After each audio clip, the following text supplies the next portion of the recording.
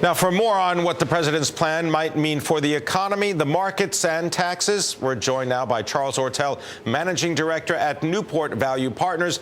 He was among those who recognized that the credit markets would collapse and contract. He's our guest now. Charles, good to have you with us.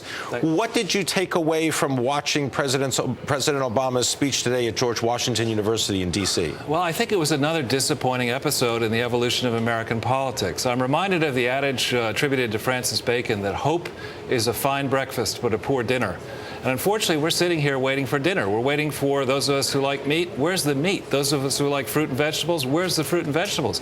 And in the speech that I read, and frankly, I don't want to just pick on the president because I think I've got major problems with Paul Ryan and the Republican from Wisconsin who proposed cutting the deficit and the debt previously. Right. I mean, here at Bloomberg, you focus on information and you want good quality information. We are not getting good information as Americans, as citizens, on the state of the finances of this great country. It is not enough to focus just on the federal picture. We have to focus at the whole picture, the integrated federal, state, local picture. Those numbers are available for all of us to see on www.bea.gov. You've got a time series that goes all the way back to 1929, and it shows that we are hemorrhaging at a current rate of $1.6 trillion a year. I am not at all mollified to learn that the president's plan will save us $4 trillion in 12 years. We could go broke waiting to get saved. Well, a lot can happen in 12 years, and in 12 years, no matter what happens, he will no longer be president by that time. But I'm not heartened either by Paul Ryan's plan, which gives us a fix in 29 years. I mean, we have an urgent problem, and the bond market gets that. The equity investors may not get it, but bond investors are very astute, very sharp. They're sharpening their pencils, and I think what the president has done is thrown blood into troubled waters. I mean, there is... So why haven't bond rates increased? We'll wait and see. They have increased since the announcement of QE2. They've steadily increased. The dollar has plummeted against major currencies. It's plummeted against gold and precious metals and commodities. And I think people are going to soak this up, and they're going to look at this, and they're going to say, we have a great nation with wonderful advantages that could be exploited. We have a very simple problem. We have too much debt.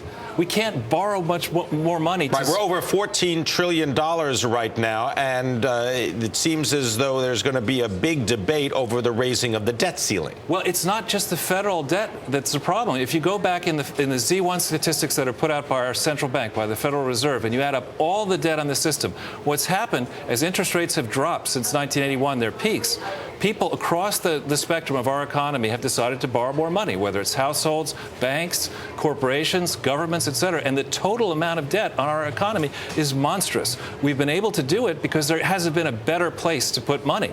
But that could change rapidly. I mean, today there was the meeting of the so-called BRICS countries. Right. They see through this. I think the astute investors I talk to see through this, and things could move very, very rapidly. I mean, the notion that we're going to have interest rates decline as a consequence of this speech, that there's going to be confidence in a solution, is ludicrous. Well, what about the notion that $14 trillion worth of debt, now that's different than the deficit, we'll talk about that in just a second, but that the debt, hasn't some of that money gone to projects and been spent on things that are worthwhile?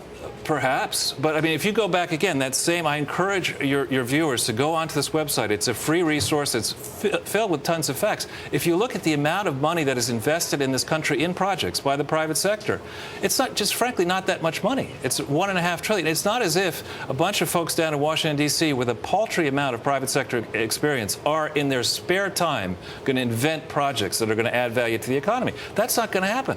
So, I mean, the first question we should be asking ourselves is why put another dime? What is the investment case to put an incremental dollar at work at a long-term investment in this country? And what you heard out of the president today is we're heading into class warfare. What would be the one first step that you would take to cut the deficit right now? I think we have to lead by example in government. If you look at the amount of money that the government employees make, their number and their pay and their benefits is just monstrously high in relation to the private sector. The private sector workforce is getting squeezed by global competition. So we need to, I think the American people need to rise up, and I suspect they will rise up in the course of the next 2 years and say, enough is enough. If I'm a private sector person and my benefits are 10% of the public sector, let's see some real cuts, and let's see it immediately. Charles Ortel, Newport Value Partners, always productive and provocative. Thank you.